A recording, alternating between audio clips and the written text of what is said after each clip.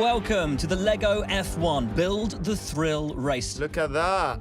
Medium tyres. Let's have a look at our tyres. Tiny Lego Pirelli tyres. Different choices made everywhere you look in the field as the tension now really begins to rise down on the grid. It's an amazing atmosphere here. The LEGO Build the Thrill race is about to begin.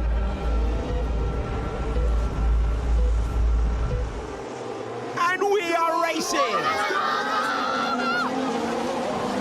Board with the speed champions Ferrari, getting their elbows out. Team City's RB20 heading clear. It's so tight in there. Piastri and Ocon looking on as it's 4 wide. This is a big jump ahead for the City car team. 3 more speed champions in the middle. The City team Aston Martin showing these two the way. Look at that jump. Uh-oh, we've got a wheel off. Someone lost a wheel. That's a big moment. Speed champions Alpine moves past the chaos. As the cars go under the cherry blossom forest. There's already significant gaps between the cars through the tasty donut to the delight of the crowd. Will, can you explain to us what's going on down there? Our race now enters a critical phase as all the teams have to take their cars from the finish line back to the top of the course to begin another lap. We will begin lap 2 then. Fernando Alonso is glued to this race. The speed champions are still super close. Look at this from the City McLaren. What a move! Lando seems to like that. City has chases City V-Carb, then City Alpine. It's getting so tight in there. And how good was it to see the cars travel through the lit-up tunnel and the corkscrew sections? Just what our real-life drivers love to see. Really spectacular stuff. We're reaching the important point in the race where each team's strategy will be crucial. It looks busy in the pits right now. Surely time for the first stops. It's a great stop, but who will get to the flag first? Everything is on the line now. This is where winners step forward. Every move really counts now, and that's an amazing one from the City RB20. It's a really tight race all the way to the end. This is amazing. Look at the spectacular loop-the-loop. Let's see that again in slow-mo with the City McLaren. Everyone is on their feet into the final corners of the last lap. The checkered flag is waiting and it waves for our winner. What a battle, what a win for Team Speed Champions. And if you love what you've seen, head now to lego.com for more. But for now, from all of us here, we'll see you later.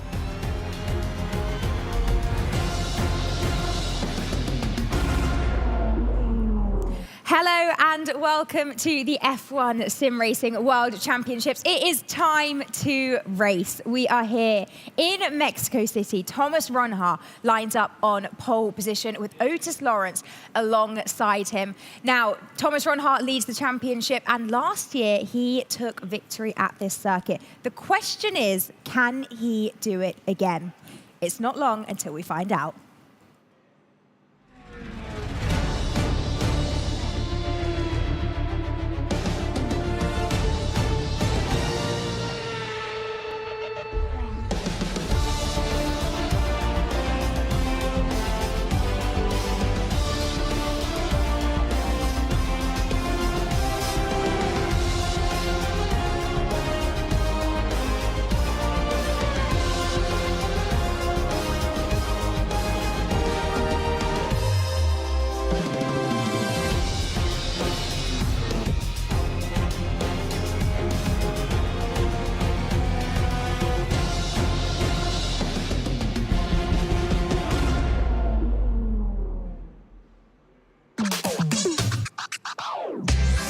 Who is more likely to neglect to practice before a big race?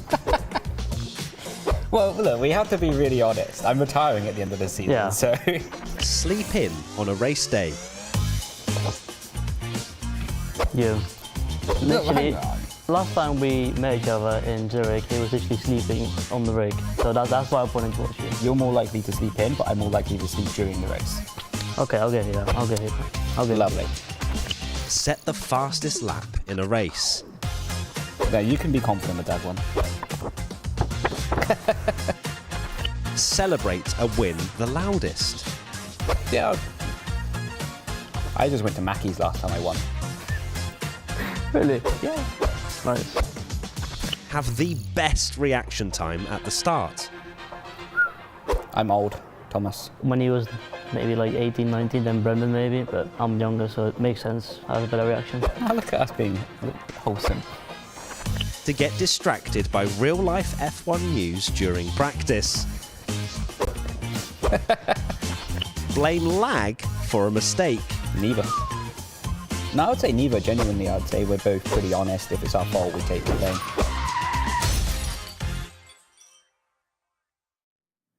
Well, the countdown, of course, is on for Mexico, round 9. And alongside me is the engineer at Kick F1, Sebastian. And now, Sebastian, we're really excited because we were just watching that. And we were cackling, of course, weren't we, with your drivers, Thomas Ronhart, alongside as well, Brendan Lee. Brendan, who is retiring, of course. But let's focus firstly, shall we, on Thomas Ronhart. Pole position for Mexico. That's pretty exciting. Yeah, very much so. The lap in Q3 was just brilliant. And I was watching along, and even after Sector 2, I was already thinking, this looks pretty good.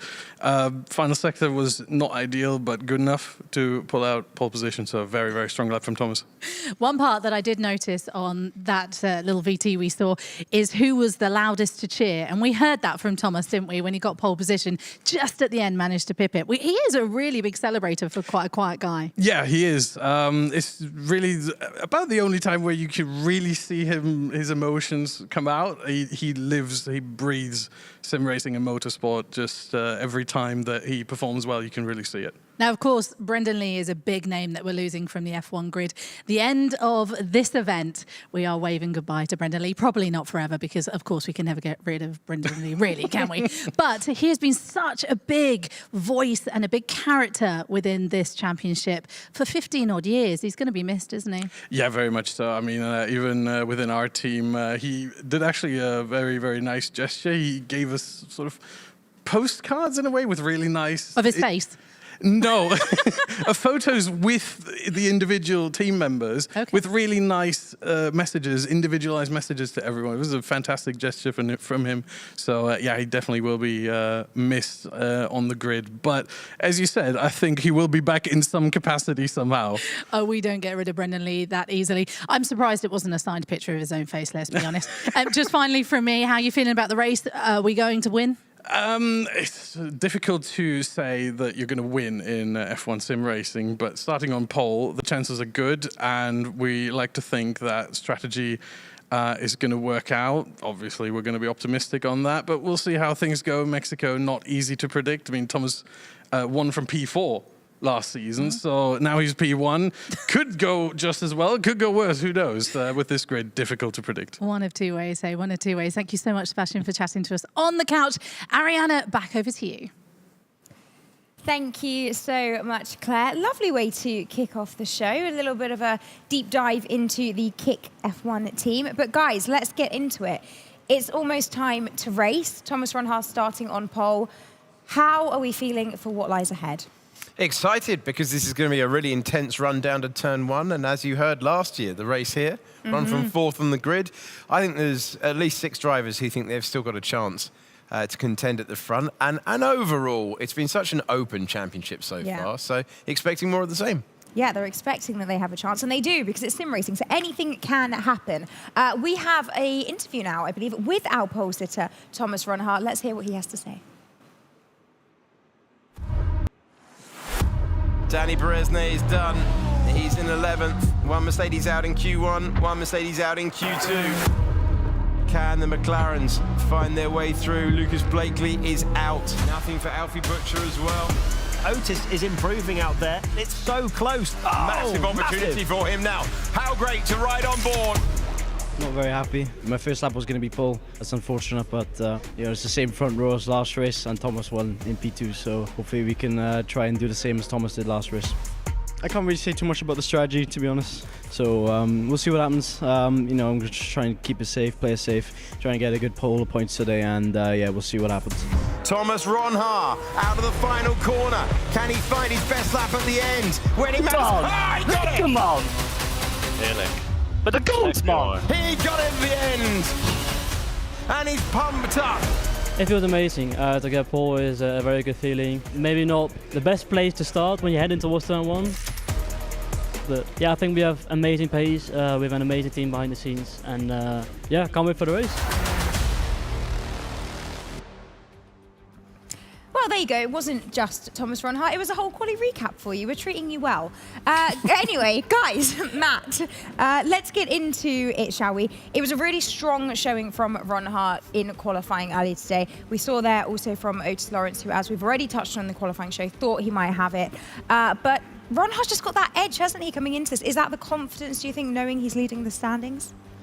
He's just been very good at qualifying, and that's something that's always been a strength of his. The one thing we have been commenting on over the course of the first event in particular was his driving standards, and there were things he was getting involved in that necessarily he didn't need to.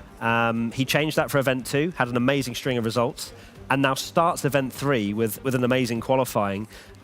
He may well feel confident until about 50 metres off the starting grid when everybody is slipstreaming him down towards turn 1. Yeah. Do you want to start on pole for Mexico? I don't know. I don't think so. He won from 4th, as we've already said. So as long as he keeps his nose clean, even if he's 2nd or 3rd after the first couple of corners, he's got a great shot of winning.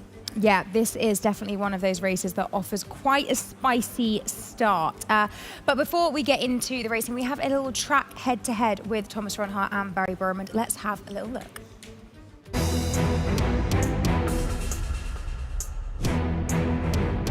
I think what I did last year in terms of overtaking towards turn 1 was actually one of my better moves in my career. So if I can repeat that move again this year, then it would be a great start, and then hold on eventually to the lead. In issue this time, Ronhaar around the outside. If you lose the lead in towards turn 1 without DRS, then on the second straight you have no chance to come back, because the detection is the same for the whole first sector. Still Burman out, looking to try and challenge, looks down the inside now, Thomas Ronhaar. They're not interested in switching this time. Ronhaar retains the lead. No, Barry's playing the smart game now. He wants to hold second position. I have to make sure I get the DRS. You get the first straight and the second straight DRS. So even if you're like, I don't know, like 5.5 tenths, this is still enough to pass the other driver. So one thing that is really crucial in Mexico, P2, your gap to P1 less than 6 tenths, and it's easy. Around the outside into turn 4, he's going to switch it back and try and switch it again for turn 5, unable to do so. Thomas Ronhaar defending fantastically. It's going to be key to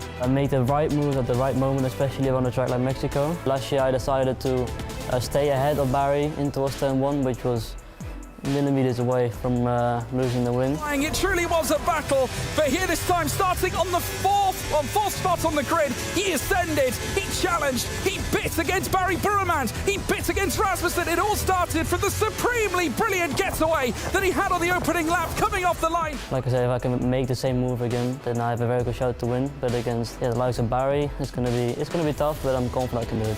He's a really amazing driver, quite fast. And I think if I'm just looking forward, if he does a little bit of a mistake, I will make sure I don't do a mistake, make sure the gap is close enough to pass it. Loved that. That was a nice little insight there between our drivers. You can see some pictures of them as they get ready for the race now. Barry Burman just looking around. Thomas Ronhaar looking very focused. Yeah, all to play for. But joining us on the desk now is Marcel Kiefer. Marcel, welcome back to the desk. Talk to us about what's coming up in terms of the track, in terms of its characteristics, what we should be looking out for as viewers. I mean, these two drivers, they already took it away with the straights. And I mean, the middle sector, you have dirty air, but it's not as effective on this year's game. Yeah. So I believe it's going to be a mad race, like a lot of overtakes. And I think the strategy is also going to come into play a lot. Sector 1 obviously is nearly full flat out aside from that chicane, but with how fast these cars are and how easy it is to follow, like Barry said, 6/10 back and you can probably still line up a move into Sector 2, turn 4 and 5. In 4 and 5 we can see some good side-by-side battling because it's somewhat of a chicane, but it's still independent corners. They just lead into each other, and because of that they can just navigate their way through, and sometimes it's better to be on the outside, sometimes on the inside. We will find out depending also on the battle. In the middle sector we will probably not have any side-by-side action. Into Sector 3 you can still send one down the inside of 13, probably not in 16 unless you want to end up in the wall. And then we are already at the end, back on the start-finish straight. Lovely, thank you. But you're not done yet, because I believe you want to talk to us about tyres, so please do. Lovely. So we have for this race the C5, C4 and C3 compounds. And obviously the soft compound is the fastest, the longest lasting, but slowest is the hard compound.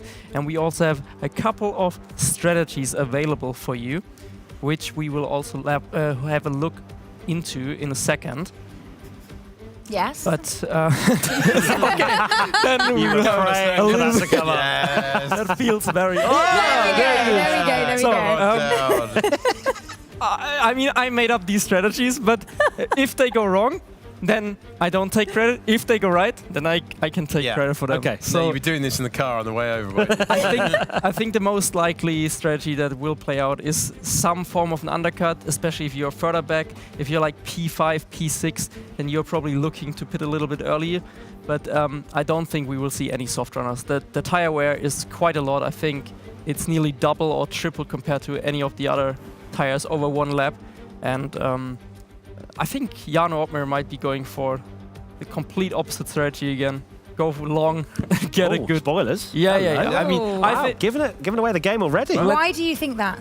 Because Jarno is the GOAT on this track. Honestly, I think Jarno is the best racing driver on Mexico over the last few years. He just always managed it, and now let's see how he's gonna play out with Red Bull. Also, he has a strong teammate next to him on the grid. Because we always talk about just Jarno starting in the top 10, he's got a chance. Yeah. And that's exactly what he's doing today. So you genuinely think he's a favourite? I think he's going to win, yeah. Oh, wow. Okay, Alex and Matt, I won't necessarily push you for predictions on the winner, but who do you think needs to convert? Just ask us who's going to win. Okay. Who's going to win? Who do you think will win? Or if you want to play it safer, who do you think needs that win for the championship battle? Who needs that boost right now? I think Barry Burman needs a win if he's going to play himself into title contention. So I think he'll be aggressive today.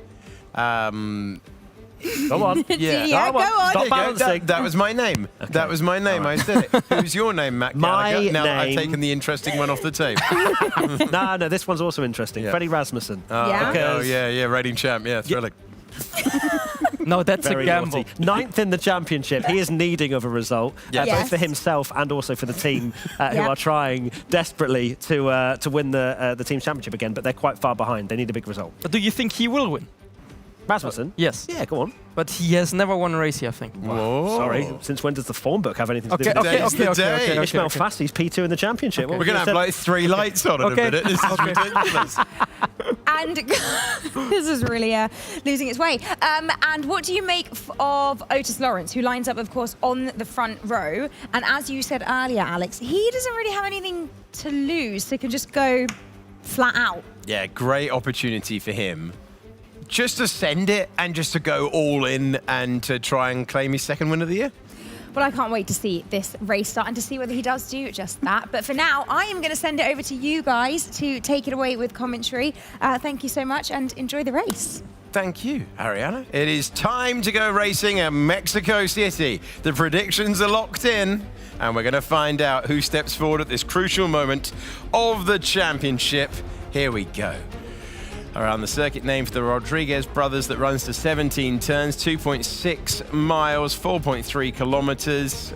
Brazil, our next event, is about 9 meters longer, Very, very similar in length tracks. And here is the starting grid with Lee next to Savio Cogni at the back of the field. Savio Cogni's first start in the championship. Pookie is in 18th, and then it is Alvaro Caraton alongside him. He's 8 meters further forward in the Williams. Josh Edu is in 16th, and it's Alfie Butcher, the first of the McLarens, on a tough day for them when both of them went out of Q2. Lucas Blakely was in 14th, and then it's Danny Beresnay in 13th place. He can roll the dice with the strategy like he has done earlier this year. Duncan Hoffland is in 12th, and Joris Krozen lines up 11th for Haas. And then Matt Gallagher, we break into the top 10.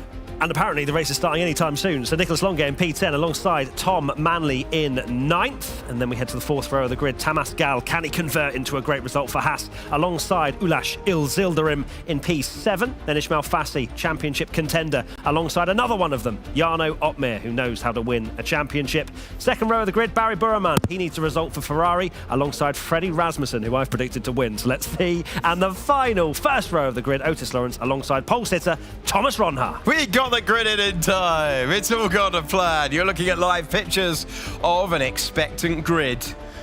5 teams on one side, 5 teams on the other. And here come the 5 red lights in Mexico City. We're underway and racing down to turn number 1. It is such a long drag down to the first braking zone. Ronha's got a good start, but it might not be enough. The green Aston Martin takes on the green Sauber as we go down to the first turn. Can Lawrence get in there? Will Jarno Opmeer brave it? Brilliant getaway, and so well managed for Thomas Ronha, who has staved off the threat and somehow kept the lead from pole position. I thought Opmeer might have had a chance down towards turn 1. He was shaping to the inside as they all jostle for position through these first couple of corners. The top 6 are on medium tyres. Contact with the Ferrari there. Nicholas Longe getting involved, and it's all getting a little bit tight at the back. Nicholas Longe banging wheels on the opening lap. Tamas Gal finds himself in 9th. Duncan Hoffland now moves into 9th position. Tamas Gal down to 10th. Tom Manley is battling past Gal as well, who's been shuffled back. It's Ronha, then it's Lawrence and Rasmussen. Jarno Opmeer's in 4th, and it's Barry Burman, who's been dropped down a couple of positions. He finds himself in 10th place. Zeldarim is in 6th. Fassi has dropped a position down to 7th. Then it's Longe, Hoffland and Manley, the point scorers, as we enter the 2nd lap of the race. Ronha did brilliantly to keep the lead, despite having 19 other cars slipstreaming him down towards turn 1, and he's looking very comfortable indeed as we enter lap 2. Of course, the slipstream will be very much in play for Lawrence as he follows the Sauber down towards turn number 1. Interested to see the progress of Beresnay, Pookie and Edu, who have started on medium tyres with a lot of hard tyre runners ahead of them. They're going to want to try, especially Danny Beresnay, to clear of Manley, Hoffland, Longe and Fassi and really enter this top 7 battle. Fassi going the opposite way. The others in front of him going for the yellow-walled medium tyre. So we have 2 distinct races in progress. Danny Beresnay's on that medium as well for Mercedes. So Longe banging wheels on the opening lap, gaining a position. Hoffland up a couple of places. Fassi dropped 2. Burman dropped 2. And he finds himself in that position in P5 on lap 2 of 36. But Ronha, championship leader, holding the lead 0.4 of a second as he goes into the Foro Sol and completes the lap as well. This rapid racetrack with huge speeds in the first turn, not providing the same slipstreaming that we expected to see. And the pole sitter converting the lead as you look at who's gained a position and who's lost a position. Really unfortunate for the Haas drivers. They've both lost a handful of positions. Gal, most importantly, was in P8 at the beginning of this race. And I know he's on the hard tyres, but there are other hard tyre runners ahead that have improved their position from qualifying. So they've got a bit of work to do with the Haas drivers if they want to try and score points. 10th in the championship right now, a Haas. And they really do need a big result as we are now looking at Haas driver. DRS, of course, enabled now as we're on lap 3 of 36. And we may well see them all just sort of settle into this one. First race of event 3. You don't want to be getting into any kind of collisions. I'll be interested to see a replay of the basically the bottom 10 all colliding with each other in one way or another on that first lap. And speaking of collisions, the two Red Bull drivers got very close indeed through turns 2 and 3. And I was wondering whether Rasmussen would have let Otmir go. But that call has not happened yet, considering they are Linus Stern in 3rd and 4th. So Ronhaar leading Lawrence, leading the Red Bull pair that Matt was just talking to you about. And we see the field move their way out of the final corner of the racetrack. And you can see by how much fastest lap is swapping across the field, all the way down to Duncan Hofland, who finds himself up 3 places. And he's gained those positions as Ronhaar has that advantage eaten into. And remember the advantage that we saw in the DRS zone. As we go back to the start replays. The replays I was so eager to see. So obviously down towards turn 1, Ronhaar kind of accepted, right, I'm just going to be late on the brakes, I'm going to keep to the racing line. Here was where it got very close indeed between Otis Lawrence and I believe Jarno Otmir. Jarno Otmir then slotting in behind Freddie Rasmussen, and then the carnage unfolds behind, which we may well see as well. Down towards this next left-right-hander. This is where Marcel said it's pretty good to go side by side, but probably not when it's 4 wide going into there. We cut away now, but back to the racing action. And Danny Bresley still hasn't made any progress whatsoever on those medium tyres, which is something I'm keeping an eye on. So quite hard to overtake, because obviously everyone is in DRS of each other right now. Yeah, holding pattern in the race so far has been the story that we've seen across this F1 sim racing year. Drivers battling on the opening lap, then sometimes working together, not messing around. It won't take long for us to move into the second period of the race, and as if by magic, there's the answer. Up into the lead for Otis Lawrence. It's what he wanted at the start, but he finds himself hitting the front in the Aston Martin as Ronhaar no longer wants to do the heavy lifting. So the gap was 5.5 tenths, I believe, between Lawrence and Ronhaar when he was ahead around that final corner. As we heard from Barry Burremand, anything less than 6 tenths and it's GG's is what he said. So we'll keep an eye on that as we go into the later stages of this race and see who can come out on top when we go down towards turn number 1.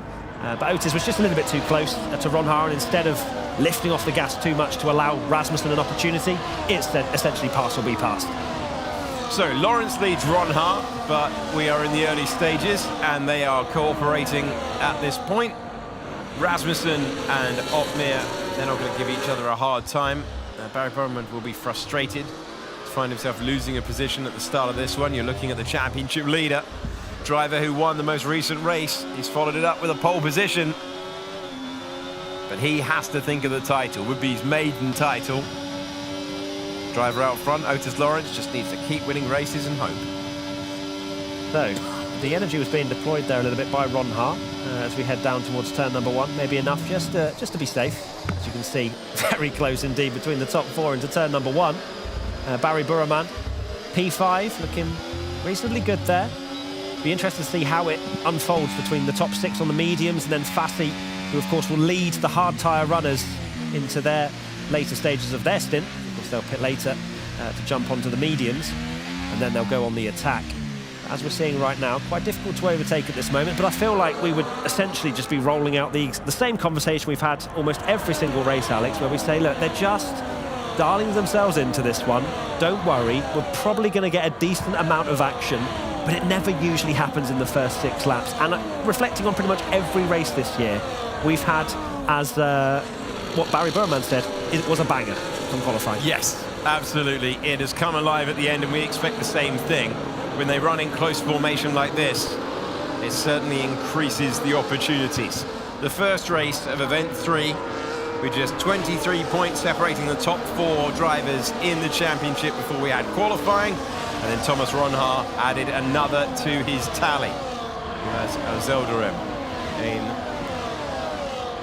the RB livery behind. Can he make the look? Not this time. So he makes his way through. The last of the medium runners before you get to Fassi and then Longate, who is wheel banging on that opening lap. Duncan Hofland ahead of Tom Manley, and Danny Beresnay would have been hoping for immediate progress, and given that we heard about the degradation from Marcel Kiefer earlier on, hasn't seen that in the opening 7 laps. race time will go over 40 minutes. Used to be a third distance. We go to half distance for the races. We have so much to enjoy out there at the circuit at the moment. One lock-up, one mistake, and you're heading out of the points. Look at how close the entire field is in one long DRS train at the moment.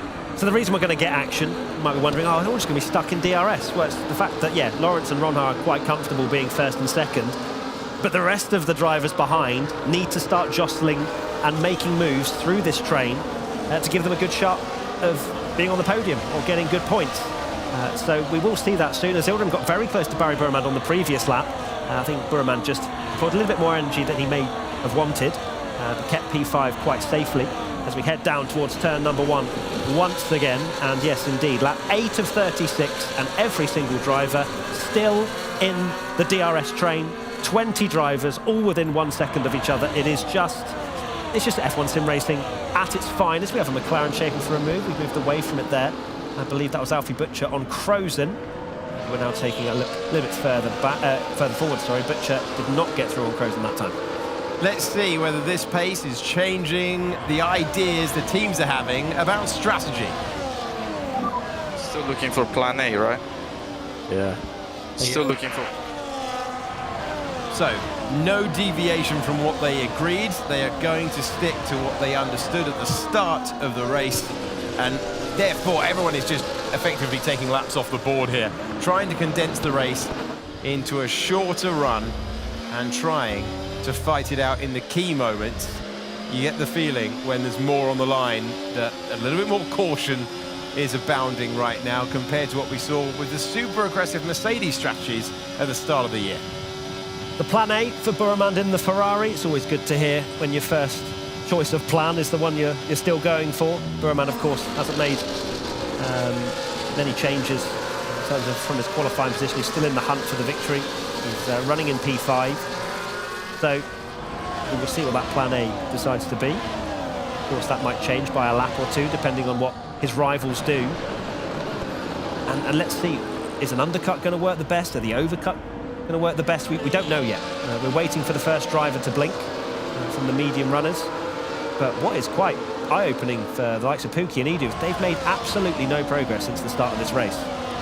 That is data that everyone will be understanding, that they will be computing.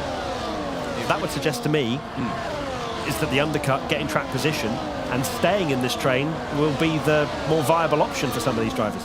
So you're looking for a gap, you're looking to be the one that gets to the fresh rubber first and get the advantage, but crucially not find yourself behind a car that still has a competitive lap time on the board. Everyone, formation flying at the moment. Everyone within the DRS means that there is no such gap to drop yourselves into. And then it's going to be a case of who gets greedy first from the medium tyre runners and goes to the hard tyre. So we're taking a look at Tom Manley right now, running in P10. Let's hear what he has to say. Why is the car just getting loose, random? Not happy with the handling. Here's Manley running in 10th. Loose. That's not what you want to hear. So as much as you might be thinking they're all just relaxing in this train right now, they're all still pushing. And Manley not happy with the way his car's behaving. Otis Lawrence, our youngest ever sim racing winner in championship history, is the driver to lead the race. You're on board with him now. Thomas Ronhaar is our closest competitor as we ride on board through this defining section of corners. Matt, that had a big impact in qualifying earlier on. Certainly did. Not quite the same ferocity as what we saw earlier on in qualifying. Lawrence just navigating his car through this section. Ronhaar's not too bothered about Lawrence gaining a few tenths in that segment, in that section, because there's 3 DRS zones. He has plenty of time to rock straight back up behind the Aston Martin. 100% on the energy, which tells you all you need to know about what's currently happening in these first 10 laps. But if you are an F1 sim racing veteran watcher, you know these things are about to unfold, and we're about to see some moves, both in the strategy department, but also out on track as well. Thomas Ronhaar, last year gaining 3 positions to win the race. He beat Barry Burman and Freddie Rasmussen. They're all finding themselves in contention for the win, along with Jarno Opmeer and Otis Lawrence. They're the top 5 at the moment. Top alternative strategy runner is the driver second in the points at the start of this one. a driver who opened his account at the start of the year. Ismail Fassi, the lead runner on the hard tyre. Lap 11 of 36. Otis Lawrence leads the way comfortably. Ron Haas happy to sit in second. Rasmussen and Otmir. One of those drivers is going to have the preferential strategy. You'd imagine it would be Otmir, just purely because of his Drivers' World Championship standing right now. But will he go long? Will he go for one of his specialties like Marcel Kiefer predicted in the pre-race show? We're riding on board with him right now. Otmir needs a result. He can't have Ron Hart beat him in this one, especially because there's 10 points, I believe, separating the two in the championship. Needs to try and stay within that, if not eat into it. So we're in a holding pattern at the moment, but not for the want of trying. As we heard from Tom Manley, everyone pushing on at the moment. Not everyone happy with their car handling, but it's precision stuff across the board at the moment. You know that when you look around the studio and you see the steering inputs, how much animation is there behind the wheel, who's fighting? Well, realistically, it's immaculate stuff at the moment. And when we saw Ron Hart keeping his battery loaded, everyone's just waiting for the conclusion of this, aren't they? Including us. Yeah. We're ready for the strategy to kick off, because that's when it will change. So how are you, Matt? I'm very well, mate. How are you? How are you doing? Genuinely great to be here, enjoying it. But this is one of the larger holding patterns that we've had all season long, let's be honest. Usually our Q1 podcast is pretty hefty, but the first 12 laps of this have been interesting. But it will get better. We promise you that. Ron Hart, for a fact, will not want to finish P2, and Otis Lawrence needs to win from 5th in the championship if he wants to have any chance in the last 3 races to try and become the youngest ever F1 Sim Racing World Champion. We round the final corner once again. We're not seeing any drivers currently going into the pits. We're keeping a good old eye for it. And yet, we go for another lap of the podcast, Alex. Well, this was Jarno Otmir Town in 2020, in 2021 and 2022. Thomas Ron Hart interrupted that sequence of events in last season and was able to take the win, able to keep his name in contention for the title, and that was the case all the way to the final race of the season, and he missed out on just 6 points. You can see the predicted pit stop strategy. Marcel Kiefer, did he guess these? He will claim if they don't go this way that he had the wrong information given to him. But if it turns out to be the middle one, he's going to claim he was bang on. I think we're heading to the middle one. Yeah, he's left a 5-lap gap between the first and the second one. So if it goes past lap 16, we're having words with him. But until that moment, he's got 3 laps for it to come true. And fingers crossed it will. I think the race director's going to have words with him if we don't get something soon. All the hours put in, all the dedication, all the enjoyment that goes in. Here we go! Come on! Come on! I've never been happier to see a pit stop in my life. Here we go. Well, this is going to start things off then. We're going to get the stops. The sequence is going to be started by Barry Burrament, who pulls the trigger first, and the driver who has been in second place in this event for the last 3 years in a row goes first, trying to win it. So let's see how this one goes. Danny Beresnay as well, another driver to go on to that early undercut strategy as Zildjian wants to go with Barry Burrament. Can Danny Beresnay close in, use a bit of his energy to get into that DRS train of Burrament and a Zildjian? That will help him immensely in this next phase of the race. Who goes next? Does Lawrence, Ron Hart? Do they go now? Do they stick to their own strategy? Because I think with this, you just got to stick with what you think is going to be the best and fastest time. And don't worry too much about Barry Burrament potentially. But then, I don't know. It's hard to tell, isn't it? Because it's obviously been very difficult to overtake right now, but I don't think many of them have really tried. Track position is absolutely king around this circuit, even though we've got that long run to turn number 1 and the opportunity to turn 4. Into the pits comes Otis Lawrence. He does not want to leave the Ferrari of Barry Burrament out there, pushing on, having the use of fresh rubber, and he unleashes Thomas Ron Hart, who in turn can unleash all of that battery and come in a lap later, having pushed for all he is worth. Crucially, Where will Lawrence be in relation to Barry Burramund, who's going up through the gears, and the Aston Martin driver is being passed? He went to the rubber earlier on, and Barry Burramund gets through. Autódromo is ahead of Otis Lawrence, who will have the fresher compound, but going to the rubber early is given net track position to Barry Burramund, our only repeat winner of the year, looking to be the first to strike 3. I mean, that would be such an amazing achievement for Barry Burramund, as Otis Lawrence wants that position back already. They're going to go side by side, Alex. He's going the long way round, though. Elbows out, barging, trying to keep one wheel on the road to try and go the long way round. Autódromo keeps the corner, and look at Burramund. He's gapping all the time. This is not ideal for the Aston Martin driver. Waited that one lap, decided to respond immediately, and now here comes our race leader and championship leader, Thomas Ronhaar, into the pits to hit his marks, with the train making its way through the Forest Sol. I am fascinated to see both Red Bulls continuing on. Not one of them are going for the undercut strategy. They're both saying, ignore Matt Gallagher, he has no idea what he's talking about. We're going to carry on with the overcut, and they're going to be really quick when they decide to pit. You know, is Rasmussen going to come in next, or Otmir? Do they carry on for another couple of laps? They want fresh rubber at the end of this. Barry Burramund is being overtaken right now by Autódromo. We're on board with Thomas Ronhaar. Danny Beresne is going by there, and Autódromo hits the front of this pack.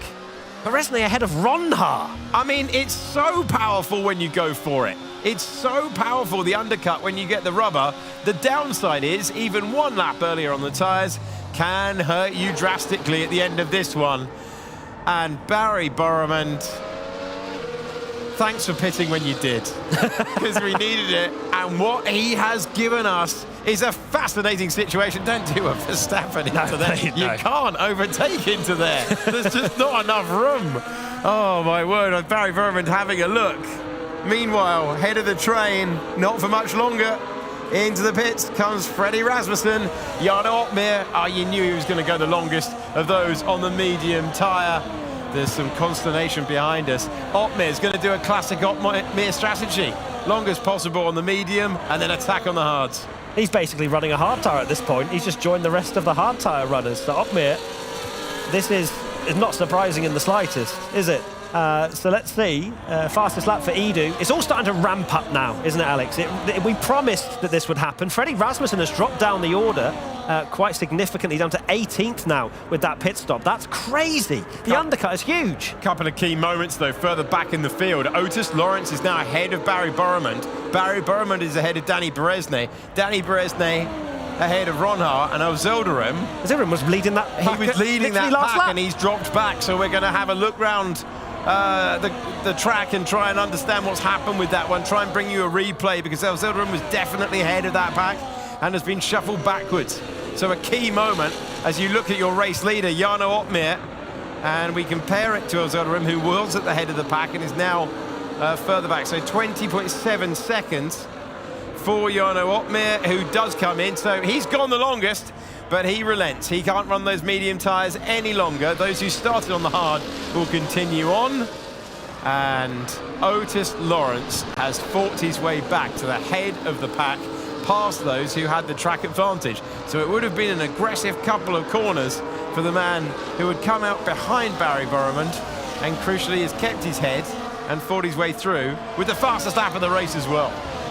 So watch Opmeer. He's probably going to go out in 20th position, is he not? Yeah, he is. So Opmeer, 20th at the moment, but that will not end that way, as he is on the freshest of the lot in terms of those hard tyres in the group ahead of him.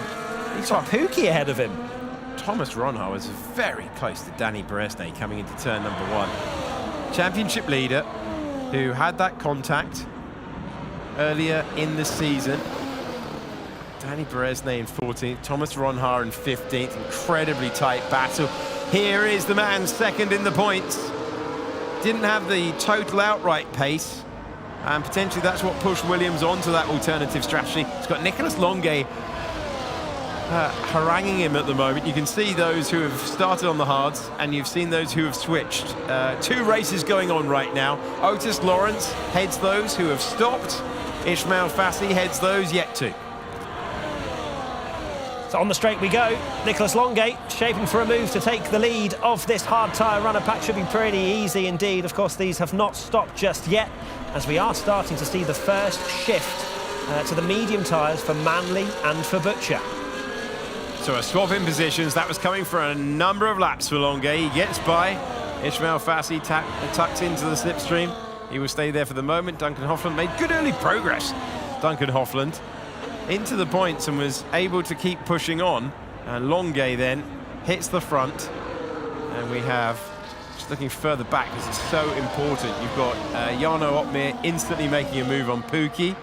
And can Opmeer get himself further along? Otis Lawrence is the driver that we are focusing on. Behind, you can see, you got Danny Beresnay, then you got Thomas Ronhaar, then you've got the danger man, Jarno Opmeer. Here we go, riding on board with Jarno Opmeer, who is seeing some action unfolding right in front of him between Edu and Azildarim. I really would love to understand how Azildarim has fallen back this far, but he is falling into the clutches of Jarno Opmeer now, who's going to be on that fresh set of rubber. He's going to have to do he's going to have to make a lot of overtakes, as you say. Longay coming into the pits now. Yeah, race leader pits, and he's going the other way. He's going to get the more attacking rubber. And so those who started on the medium tried to extend their stint as long as possible. And in doing so, have almost overlapped with the hard tyre runners going to that medium tyre. That's a bold, punchy call, but everyone out there has seen how effective the undercut can be. Nicholas Longay goes back out ahead of Alfie Butcher, and crucially carries it on. Meanwhile, in the other pack, Matt. Yeah, Rasmussen and Ronhaar going side by side almost. Ronhaar trying to get through on Freddie Rasmussen. But Rasmussen, of course, is running a very similar strategy to Ronhaar, who is going to have to try and make this move stick. And these two have history. Just a bit. Just a few chapters on the shelf between Thomas Ronhaar and Freddie Rasmussen. This race that was formation flying for the opening stint is now turning into a game of dare. No more so than at that corner where they're leaving grass on the tarmac. They're cutting it so much. If you keep one part of your wheel on the circuit, it's legal, it's okay. Lap 20 of 36. Fassi is now going to come in, I believe. I think he's hitting the pits any moment now. And he does indeed. So he drops down one lap after Longate. So the hard tyre runners, those who started on the hard tyres, going a different direction to those who started on the medium. And Barry Burman cycling through the field. Barry Burman, who, according to our timing graphic, is now back ahead of Otis Lawrence. Rasmussen's in a really good position. Being ahead of Ronhaar and having one lap fresher hard tyres, Rasmussen's in a really good spot here to potentially win this race. Every driver ahead of him has more worn tyres. Danny Beresnay, how's Beresnay up in second? I know that we've got a long way to go, 15 laps, but Beresnay got knocked out in Q2. Yeah, Beresnay going early, getting that undercut. He's behind Otis Lawrence, but crucially Lawrence is Barry Burman. Barry Burman has made that pass and has the advantage, the net advantage. You can see the difference between those. So Samo Konye is staying out there on debut. He's leading on debut. Caraton has extended as well. And then Barry Burman will inherit the race lead, will have the track position at the right moment. And then suddenly, Matt, there's an enormously long way to go as the last of those who started on the hard tyres come into the pits. So Burman will lead the race, as we can see. Coming over the line to start lap 22. As we have those last two drivers coming in. Shabakoni, of course, first race and wanting to do something special in that Alpine. Sadly hasn't worked out for him just yet. A hell of a lot of drivers behind with DRS wide open, as you saw there, as we head into turn number 2 and 3. And there they are, Shabakoni and Caraton, 19th and 20th. And right at the back of the field for now, but they will be going on a charge, they hope. Quite a way behind. As you can see, their gaps are getting very close indeed. Freddie Rasmussen now trying to get through on Danny Beresnay. Can't go all the way around the outside there, surely not. So Rasmussen's going to have to wait maybe until the next straight. Don't go round the outside there, Freddie. Can't do that, but what he is trying to do is turn it into an up and under, turn it into a traction race where You get your rival to a different part of the racetrack and then you just stand on the power in exactly any part of the circuit. It should be better. Look at the drive off that corner. You don't see many moves into 12. Is there about to be one? Beresnay and Rasmussen side by side. The long way round into 13. That is a special pass for a man who could win this race. He's up to P3. Freddie Rasmussen trying to chase down Otis Lawrence, and the man we're about to hear in conversation with his engineer, Barry Burman. Honestly, there's not much you need to kill your tires and push, Barry. Just keep the temperature decent window, okay, Barry? I can, man. I have to push, otherwise Danny will pass. Oh, Ronha! Making contact, having the issue. That could have had a huge moment. Beresnay and Ronha nearly ruining each other's race. And it's reminiscent of what we saw earlier in the season. Ronha's championship flashes in front of his eyes. Ronha and Beresnay, where have we seen that one before? Goodness gracious me, Ronha down to 7th now as Manley tries to take advantage of this one. Ronha, the championship leader. Has he picked up any damage? We're going to have a good look at that. End plate, I don't think there's one there. I don't think there's one there when we see, I think the front left-hand side of his front wing is damaged. He's slow. Look at him. He's holding up the drivers behind him, of course, on fresher tyres as well, the likes of Nicolas Longuet. But this is huge for the championship, Alex. Absolutely massive moment in a Mexico City race of a huge consequence. Barry Burman being told to keep the tyres in the temperature window and being told, have you seen Otis Lawrence? Have you seen Freddie Rasmussen? I can't keep to a delta, to a prescribed lap time and keep the lead. So he's pushing on, and Lawrence is daring him, and Rasmussen's in a fantastic place, and Jarno Opmeer, who's got the freshest tyres of all of them. What is going on? It's not the M25, it's not a highway, it's the race down at turn number 1, and suddenly, even though everyone's pitted, the DRS chain has reformed, and they're glued together on lap 24 of 36. We promised you action, and it's delivering. Ronha being passed again down to 9th. Let's have a look and listen to Danny Beresnay. Move in, man. What are you doing? Move in. So understandably frustrated with everything that he's seen. Tom Manley's in 5th place. Danny Beresnay is in 6th. We just heard from him, anguished with the contact at the first turn. Nicolas Longuet and Alfie Butcher were battling. Our championship leader is in 9th. The man behind him in the points, I think, was diving to the inside. Fassi up to P9. Look in the background now. Let's just wait and hold and have a look in the background, because you can see the Williams battling. And the Williams, I think, is up to 9th position. The Williams is through. 2nd in the points, goes past the championship leader. They're battling for 9th and 10th at the moment. Fassi needs to get on with it if he wants to try and take this championship lead away from Ronha, who is struggling out there. There's no way he's going to score points. I can't see it. P10, end plate damage. The pace is gone. You can see there's just no front end. There's no front end. Understeer City. Do you know who's watched that happen in his rearview mirror? Jarno Opmeer, 3rd in the championship, 10 points behind Ronha at the moment. Ronha may have just gifted him the championship lead. Who's to the inside? Look at this. This is for 2nd place. It was the Red Bull getting to the inside. Traction race is going to change everything. And we go on board. Freddie Rasmussen getting hyper aggressive. Are you sure that's Freddie Rasmussen? The man who plays the percentages, suddenly throwing elbows, throwing shapes, and desperately trying to get by because he knows there's a race win potentially on the cards, but he's got to clear the Aston Martin to get it. This could be a Red Bull 1-2. They are in such a good position at the moment. 11 laps to go. They've got the freshest tyres of the bunch. Watch out for Nicolas Longuet coming through in P6. But right now, Rasmussen needs to get through on Otis Lawrence, and it looks like he may well shape for a move as we head down to turn number 1. Okay, let's hear from our race leader. I don't have any grip. Okay, good news, you got the race lead. Bad news, not a lot of grip. All right, it's not a problem. Can you force the battles behind? Well, if this keeps turning into a traction race, Red Bull are in unbelievable position, but they're not the only ones. Ismail Fassi now up to P8. Alfie Butcher also pushing on. Butcher has gone through a tear through the field. He started in P15. Oh, this is absolutely brilliant. It's not ending there! Could be a change of the lead.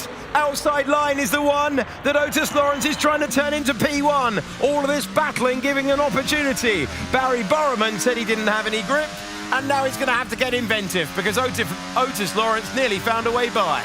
Still 10 laps to go for Burman as well. He's got no grip in the Ferrari, but he's leading the race with 19 other drivers hunting him down. Otis Lawrence, you hear the DRS noise. He's now under pressure from Freddie Rasmussen, but not this time. Oh, Rasmussen's move, by the way, into this turn. Absolutely sensational. Doesn't matter if you've got a grip advantage. He's had to work for that grip advantage. We saw that earlier on. He'll be hoping to do so again. Good launch out of that final turn. And although Otis Lawrence has the DRS, you can see the grip, the purchase, and the power that has given Freddie Rasmussen, our reigning champion. Just hitting the limiter. Is there a chance for the late move? Every half look you take gives an opportunity. And now is this the Butcher on the attack once again? Ishmael Fassi up against Alfie Butcher, and it's the Williams man who gets ahead. Fassi able to conjure something, change of lead surely this time. Can Barry Borman hold on? I think there's way more momentum this time for Lawrence. Can he be brave around the outside? Has to leave a car's width, but it's going to turn into first place in the race. Otis Lawrence gets the jump when he needed it, and you could tell he was just a car length ahead of where he was 1 lap ago, and the Aston Martin leads. He had to pass Burman, otherwise Freddie Rasmussen was coming through, and look at him, he is absolutely pushing through this middle sector, is Otis Lawrence. Burman now looking in the rearview mirror, and is that a swap from the Red Bulls? It is. Otmir up to third. Red Bull make the call, and Otmir is now chasing down the victory. Jarno Otmir is going to try and displace Barry Borman from second and then hunt down Otis Lawrence for the win. Teamwork in play between the two teammates sitting next to each other in the arena. Yellow flag is out, which is fairly unusual to see at this stage of the race. You heard the pip of DRS. You can see the huge slipstream that Jarno Otmir's got. Could be 2 in 1 to take the race lead, but the Ferrari hangs on. We stay on board with Otmir, who goes from third to first in one corner to lead in Mexico City. It's not over yet. The Ferrari having a look. Is he going to dive to the inside? He can't come back. Otmir's got the tyres. He went the longest on the medium. He's got the freshest hards. He had the more advantageous line into the opening turns of the racetrack, and Jarno Otmir, who bided his time, might turn 5th on the grid to the race win because he's cleared his 2 rivals for victory very, very quickly, and Rasmussen, having played the team game, will now try and make it a Red Bull 1-2. Very possible indeed. The danger man behind, Ishmael Fassi on the freshest of the medium tyres in P7. He needs to make up a few more positions because Red Bull are making their move as we have side by side once again, Longuet and Fassi, and Longuet coming out on top in that particular battle. But as I just mentioned, Fassi looking racy with those fresh medium tyres. Huge moment in the championship. A massive moment of consequence. Thomas Ronhar, championship leader, out of the points with a damaged car, unable to fight, down in 14th. And this is going to be a massive day of consequence in the championship because it means that we're going to have Jarno Otmir moving ahead, and Fassi, he will be hoping to carry the momentum forward as well. This is big for the championship. Another move. That's Fassi there trying to make the move round the outside of Longuet. He's kind of level. I think it would be tough to go the long way, and he knew it. He tucks back in. You've got to have an advantage of basically the front axle has got to be ahead to be able to make that move around the outside, like we saw with Lawrence when he took the lead. But he had used too much of the tyre as well. Barry Borman came in first. Lawrence responded to it. Then we saw the others cycle through, including championship leader Thomas Ronhar, the driver who went longest as the driver who has done a classic strategy and roared his way by. Barry Borman ahead of Otis Lawrence. They're still continuing to scrap, and Jarno Otmir is just trying to ease outside of DRS range. Yeah, Lawrence needs this position on Burman if he wants to have any hope of winning this one. Burman is only just about staying in DRS of Otmir at this stage. Lawrence is in the slipstream, DRS wide open, but not really gaining whatsoever on the Ferrari. It's going to have to be another lap of patience for Lawrence. Third at the moment, needs second minimum if he wants to have a hope in these next 3 races. of the Drivers' Championship. Jarno Opmeer, Red Bull, they have come out the blocks firing in Event 3. Can Rasmussen, from 4th position, on the preferential strategy compared to Lawrence and Burremand, make the positions up to make it a Red Bull 1-2. Well, now you're just thinking overall about which way you're going to look, which way you are going to focus. For Otis Lawrence, he's just trying to score the best possible result. It's tricky. Someone had to respond to Barry Burremand. You can't just let Barry Burremand gain positions by going to the fresher rubber, but you're almost in betwixt and in between, aren't you? Because you either respond and you get caught in his battle, and you unleash the Red Bulls.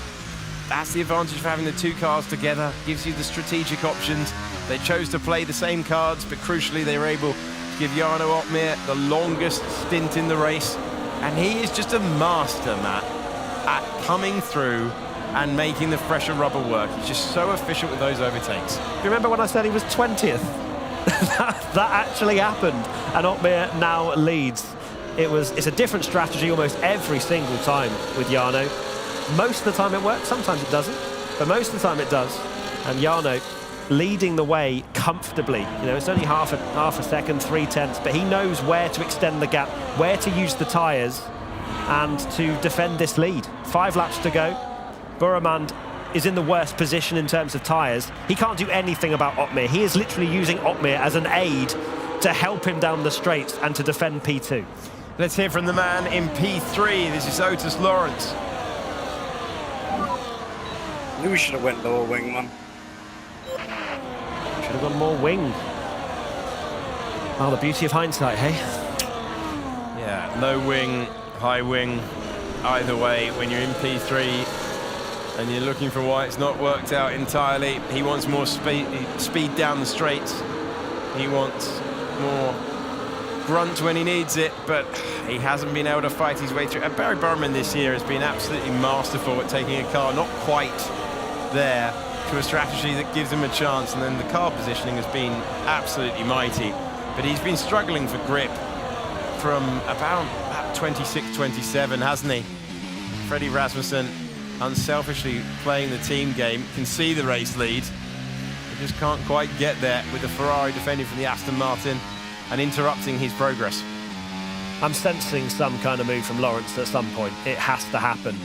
Lawrence, if he doesn't pass Burremand, Rasmussen is waiting for that extra half a tenth in order to be in overtaking range. You can see he's sort of shaped for a move a little bit into turn 1 that last time round. Only the top 4 on hard tyres, from Manley all the way down to Gal on the mediums. Resnay down to 14th now after that really aggressive undercut strategy, so that's not worked out for him at all. But the medium tyres led by Manley can't really make too many inroads in at the moment with 4 laps to go. Well, the first stint of the race offered virtually nothing but a waiting game. The end came alive with aggressive running, with so many aggressive moves. You can see the field is glued together once again. Brendan Lee has that penalty listed, and Ozildarim and Edu have retired from this one. We're focusing on the battle for second at the moment, with Jarno Opmeer minding the gap at the moment out front. Exactly the case. Opmeer, he knows exactly what to do, riding on board with him now. Great to see. The champ, 2-time champ, into the middle sector he goes. And he has tyres to play with. This is the absolute ideal situation for Opmeer. As much as you'd think he wouldn't want to lead into the last lap, I think he's got enough in the locker to be able to extend the gap past that 6/10 that we heard Burremand say is the window for overtaking down towards turn 1. As long as he has that, I'm sure he's saved enough energy to be able to deploy. Here's Lawrence, as close as he's ever been to Barry Burremand. He's going to have to pull a move out of nowhere. But there's not a massive offset with their tyres, so you can't try an up and under. You can't try forcing your rival ahead off the racing line and then using your superior traction. He doesn't think he's got the straight line speed that he would have wanted. And Thomas Ronhard's day goes from bad to worse. He too now has a penalty. That crucial moment after contact with Danny Bresnay that has caused a non-score. And he's going to cause Jarno Opmeer to go back into the lead of the standings. Driver who qualified 5th on the grid, and how many times have we said if Opmeer puts it in the top 10, he's always a threat. He was 11 points back with that pole position point at the start, and he's going to vault ahead not only of Fassi but also of Ronhart to be the new championship leader with 3 races to go. The driver chasing his 3rd World Championship title. You might be wondering, why is Opmeer not extending the gap to over a second? He's clearly got the tyres to do it. Well, that would then put Buremand under pressure. He wouldn't have DRS to defend from behind. And Opmeer doesn't want Lawrence to get through to second, potentially close that gap to under a second, because Lawrence has a slightly fresher set of hard tyres to be able to go on the attack. Buremand is stuck there, and Opmeer wants him there as well. So Opmeer is playing this beautifully. 7/10 of the gap. That's going to be lovely jubbly down towards turn 1 once again. And Buremand is just looking in his mirrors to make sure Lawrence doesn't send a move to the inside. Penultimate lap of the race, a race that absolutely boiled over in the middle part. You're looking at Barry Buremand, who is having to work so hard. You see how he's positioned the car as aggressively as possible, checking in these mirrors frantically, clicking to make sure he can see where the Aston Martin is.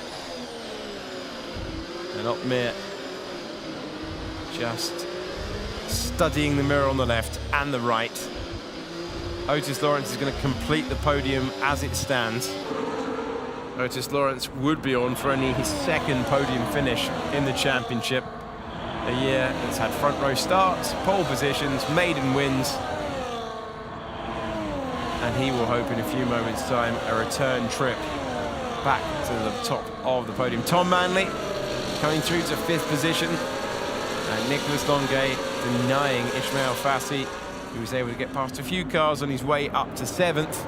Burmand's a bit closer than I expected here, Alex, despite it being onto the last lap. He's going to have a chance. And Opmeer knows it. So the management of the situation as we go on to the final lap is about to get more intense. The toe is being broken and Opmeer deploys the battery to get out of town. Okay, that's the setup of, I've got a pretty quick car, plus battery. Opmeer knew what he was doing, although the defensive shape down the pit straight there made me think potentially there was something on. Drain everything you've got. You can see there on the graphic. Jarno Opmeer had it in reserve. Barry Buremand set himself up, gave it a chance. What a competitor he is. Always with an option. But Jarno Opmeer is on his way to his 14th career victory in F1 sim racing. Certainly is. Surprised to see Rasmussen not be able to make any kind of inroads after 4th position. It very much looked like a Red Bull 1-2 was on the cards, but it is still a massive haul of points for Red Bull. It's a good score for Ferrari as well. Will there be any more changes into the stadium? Into the Forest for the 36th and last time. You're on board with Lawrence, who will come home in P3. Barry Buremand will chase home our winner, and the winner's name is Jarno Opmeer, who crosses the line to take the checkered flag and victory in Mexico City. Barry Buremand in 2nd, Otis Lawrence in 3rd, Freddie Rasmussen in 4th place, then Manley, Longuet, Fassi, Butcher, Hoffland and Blakely complete the point scorers as our championship leader at the start of the race fails to score. It's Opmeer with the points lead with 3 to go. What a measured drive from Jarno Opmeer. Was not scared in the slightest to deviate from the strategy that he had set at the beginning of the Grand Prix. He did what no other driver decided to do and went as long as he possibly could on those mediums, and it worked beautifully. But it doesn't work for everybody, Alex. It works for the best drivers on the grid that can make use of those tyres and make the crucial overtakes. That really was a mixed up race for so many reasons in the middle. At the start and the end, controlled, measured, and remarkable to see another Opmeer classic executed to perfection. As you say, not everyone can do it, but Opmeer did it. And he's taken his 14th win in the championship. He's assumed the points lead as well. And it's advantage Jarno with a few to go, obviously. Otis Lawrence disconsolate to find himself denied the victory chance. And Danny Beresnay having that crucial contact. Kuki with a race to forget. Mercedes seeing points opportunities slip away realistically as early as qualifying today. Red Bull, meanwhile, with a massive haul of points.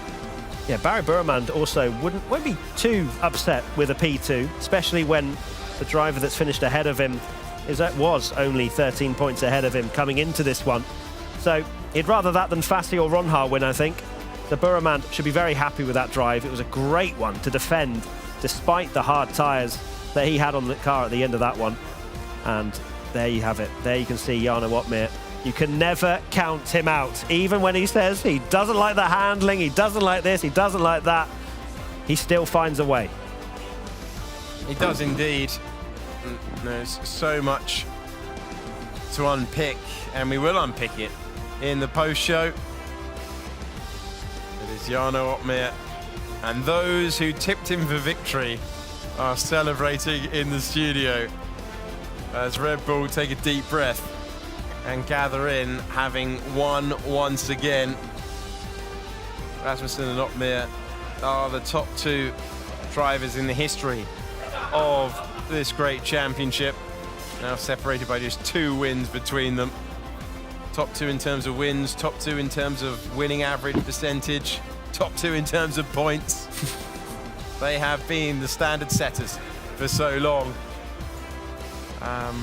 I think Otis Lawrence will reflect that, you know, if you let the Red Bulls have clear air, you kick yourself if it doesn't go to plan. If you don't cover off the Ferrari and the Ferrari wins, you're frustrated. Fascinated to get the thoughts of the man on the podium today. Otis Lawrence is talking to Claire Cottingham.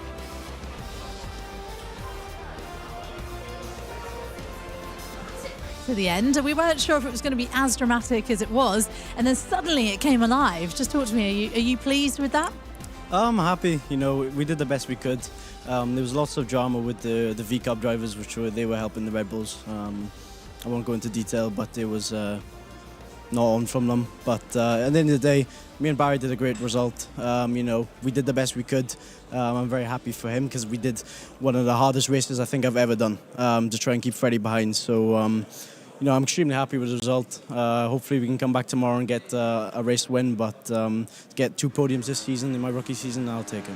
Not only keeping Freddie behind, but also trying to push Barry and manage to then be able to get forward to try and target Jarno. But it just was slightly off for you. It was all down to strategy as well, a race like this. Yeah, I got slightly unlucky with the timing. I had made a mistake of letting Barry through, which ultimately probably cost me the race. I felt like I had really good pace. I saved the tyres very well. Just got a bit unfortunate at the end, but at the end of the day, it's a P3. Thomas didn't score points either, who was championship leader, so big points gain on him. And yeah, let's see what happens next. Did you say it was one of the trickiest races you've ever done? Absolutely, yeah. Can you just talk me through why it was so technically tricky? Mainly because, you know, we had the Red Bull's brand new tyres behind us on hards. They were like 2-3 lap fresher than us, so it was always going to be difficult. They were very low wing, as always. I actually upped the wing before the race, which was a big mistake from me. But yeah, just trying to keep Freddie on fresh tyres, low wing was such a challenge because he's so quick and he's so he can randomly catch you napping with the battery. So, you know, I got him at the end, P3, and yeah, I'm very happy. Okay, well, congratulations. I feel you can go relax for a little bit. Not for long. We've got more racing to come tomorrow. Thank you. Okay, Otis, lovely. I'm going to let you jump away because we're going to bring in Mr. Barry Burman. Barry, congratulations. That race could have gone any way at this point, couldn't it? Just at the end, though, you managed to hold on to second place. I'm going to bring it up because everyone seems a little bit furious. Do you want to talk about why we're not so happy here? I mean, I don't need to really talk about anything. It's quite open that you can see what happened. I don't really want to get to detail, but I hope justice finds this championship. But yeah, I mean, anyway, on my side, I did a really good race, I think. Best we could have done. Red Bull were on quite low wings. And when the start of the race happened, Jarno just passed me like he has DRS. I mean, I couldn't have done anything. I mean, GG's to him as well. Amazing drive by him, well deserved P1, and I'm super happy with my P2. That is the best I could have done. I'm so proud of myself and the whole team. I think that was the best, the maximum. I think I played it quite perfectly, but yeah, we're just gonna still analyze it, see if I did something wrong, maybe the whole team, maybe we can find something and hopefully we can use it for the next few races.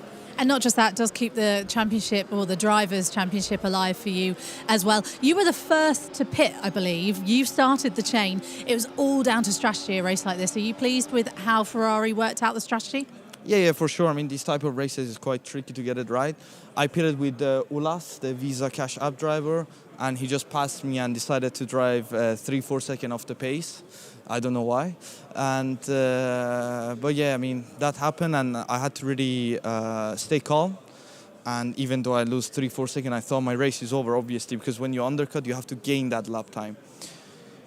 So I couldn't really do anything, and then I passed him on the straight, and yeah, I mean, still P2, super happy with it. Still P2, that is the important thing. Thank you so much for chatting to us. Thank you. Well, there were some of our race finishers, but now we have our race winner with us. Congratulations, Jarno. Fantastic race. How are you feeling after that?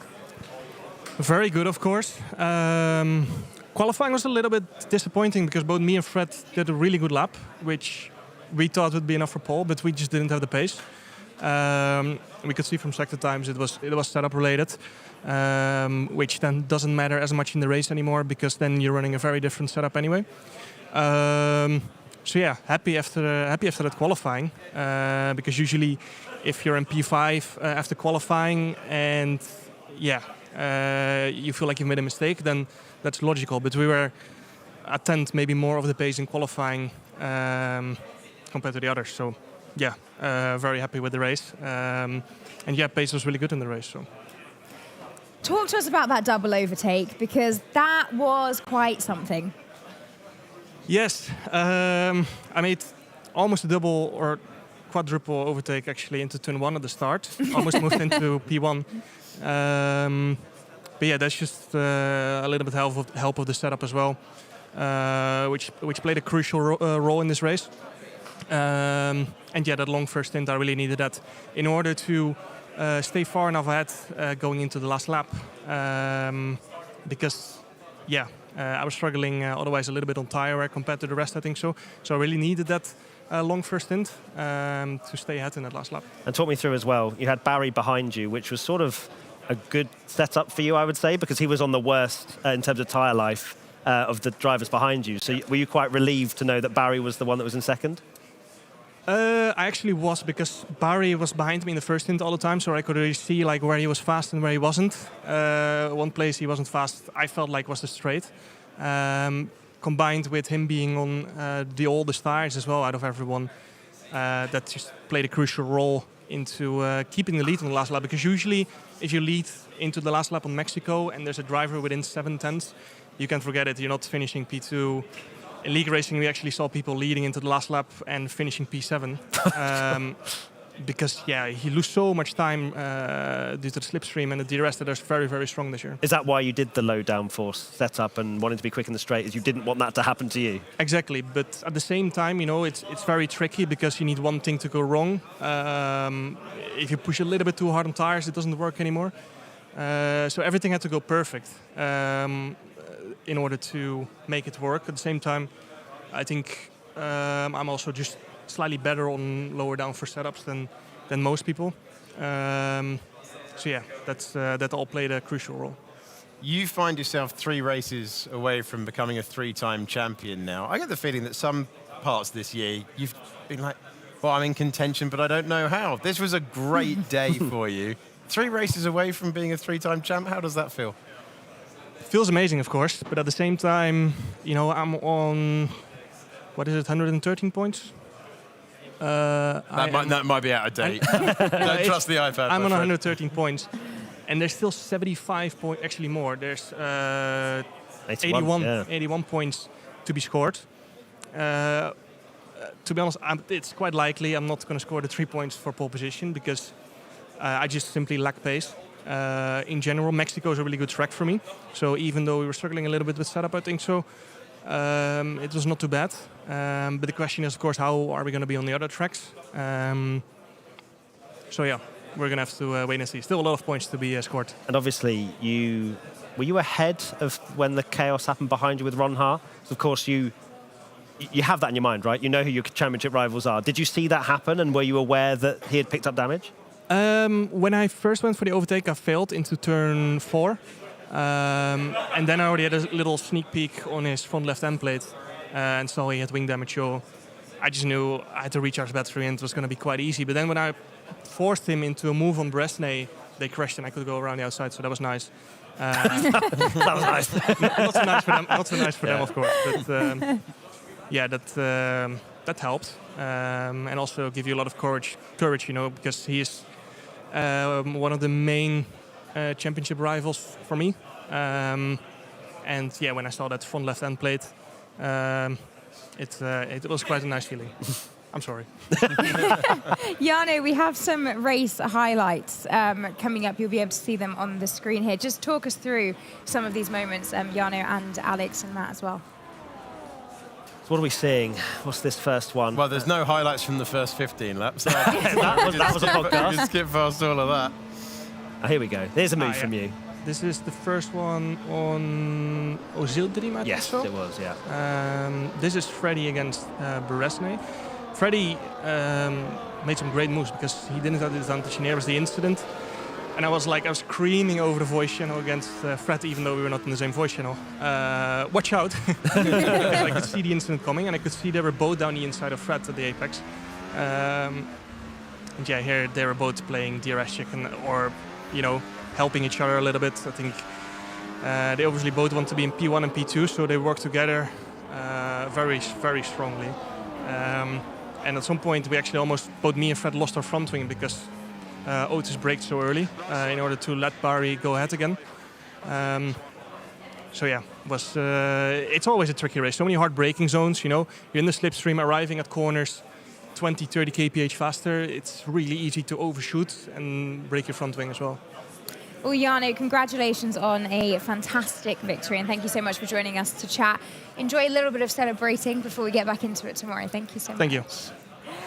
So that was your race winner, and now we are going to head over to Marcel for him to take us through some of the bits that stood out to him in the race. Marcel, take it away. Thank you very much, guys. He's right there. Welcome again. We are back at my little spot here.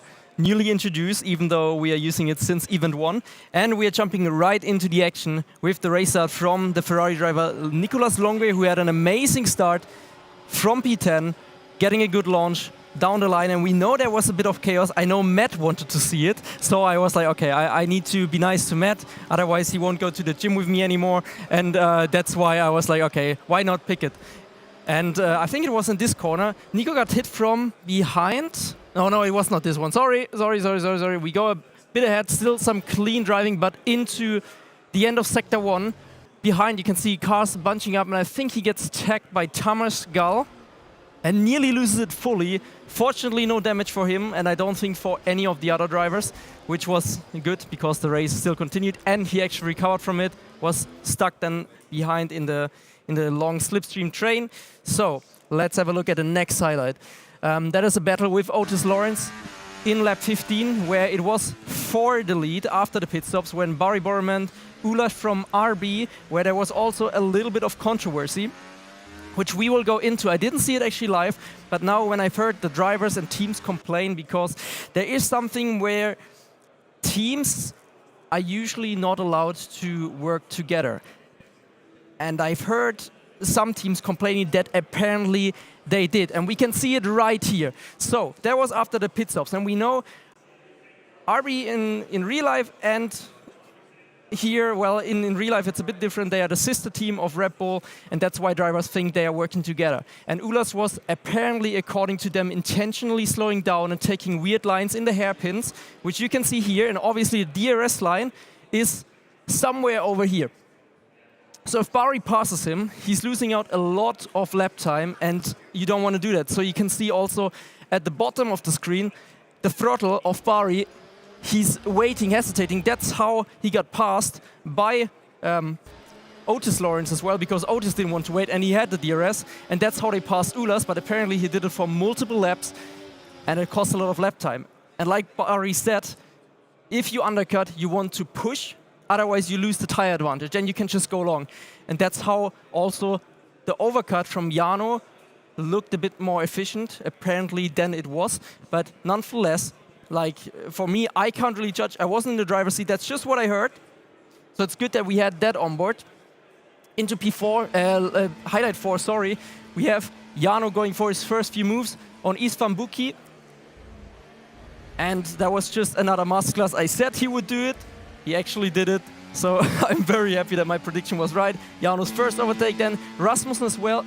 Very bold today, which we are not usually used to. And he gets a good move done on Thomas Rönner. I think that was before the actual crash from Thomas, which is going to happen also in another second.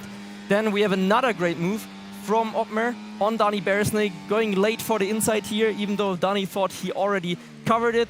Maybe he pushed him off a little bit. It's hard to tell. I mean, from the off-board shot, it looked a bit like it, because the white line is there. I would say, yes, there was a push off the track. So he usually should give the position back. Let's see what the stewards have to say about that.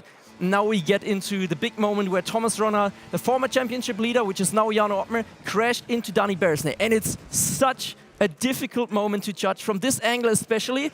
Initially, I was thinking, that's a crazy move from Thomas.